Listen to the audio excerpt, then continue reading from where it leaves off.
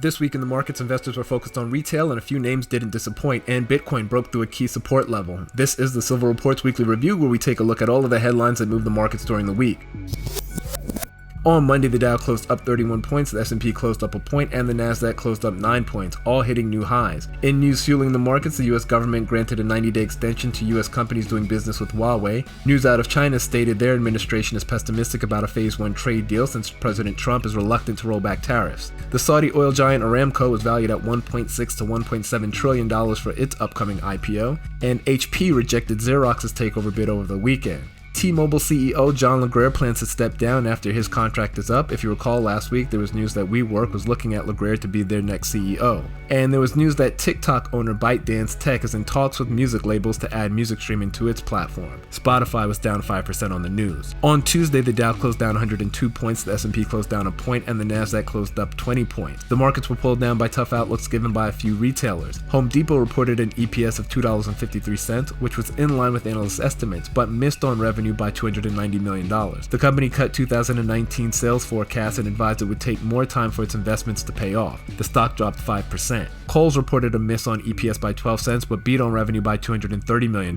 That stock dropped 19% on the day. Urban Outfitters reported an EPS miss by a penny and reported a revenue miss by $12.5 million. And TJX reported a revenue beat by $140 million and an EPS beat by 2 cents. On Wednesday, the markets were down on news that the US-China trade deal may not be completed this year. The news caused the Dow to close down 112 points, the S&P closed down 11 points, and the Nasdaq closed down 43 points. In other news, minutes from the Fed's October meeting were released. From the notes, it appears there won't be another rate cut unless economic conditions decline significantly. Wednesday brought more earnings from retailers. Target reported an earnings beat by 17 cents and a revenue beat by $220 million. Lowe's beat EPS estimates by 6 cents but missed on revenue by $300 million. And L Brands reported an earnings per share of 2 cents, which was in line with analyst estimates, but the company missed on revenue by $10 million.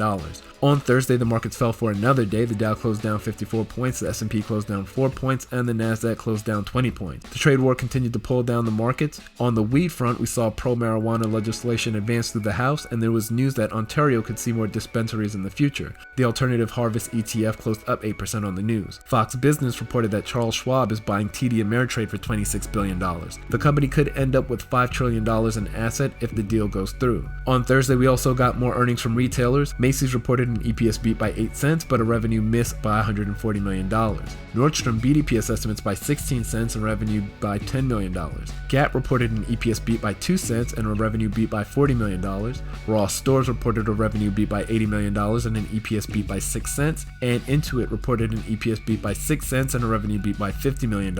On Friday, stocks were up on a statement from China's president, who stated that he would like to get a Phase 1 trade deal done. The Dow closed up 109 points, the S&P closed up 6 points, and the Nasdaq was up 13 points. All three major indexes were down on the week. In other news, the U.S. manufacturing PMI rose to 52.2, above expectations of 51.4, and the service PMI also rose for the month to 51.6, both good signs for the service and manufacturing industries in the U.S. Tesla unveiled its electric pickup truck called the Cybertruck.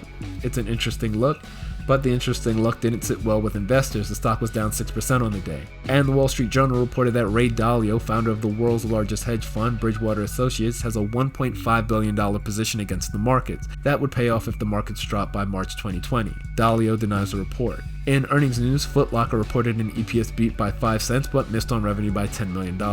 In crypto news, it's been a tough week for Bitcoin and others. Bitcoin fell through its $8,000 level of support and even traded below the $7,000 level briefly. Bitcoin was trading at $7,375.20 at the time of this recording. Ethereum was trading at $154.59, Litecoin was trading at $48.50, and Ripple was trading at 23 cents. Crude oil closed the week out at $57.93 per barrel, slightly up from last week. A big winner for the week was medicines company MDCO. The company jumped almost 32% on takeover rumors. A big loser for the week, Berry Petroleum Corp, BRY. The stock dropped 38% on the week after California passed legislation that prohibits using steam to extract oil. Are you ready to get serious about investing and creating wealth for yourself? If so, check out our latest quarterly newsletter, The Silver Report. Serious investment ideas presented in a way that experienced and novice investors can understand. If you're ready to master the markets, check out our newsletter at SevillaReport.com. Also, a link to our weekend article, In Focus, is in the description below. Before you make a buy or sell decision on Monday, you want to check out our In Focus article. If you want to read more about the stories that we covered in today's weekly review, the links to those stories are also in the description below. Thanks again for checking out the Silver Report's market review. This channel is dedicated to anyone who wants to start investing but doesn't know how or where to start. If you have any questions, ask in the comments section. Like and subscribe, and may your next investment be your best investment. See you next week.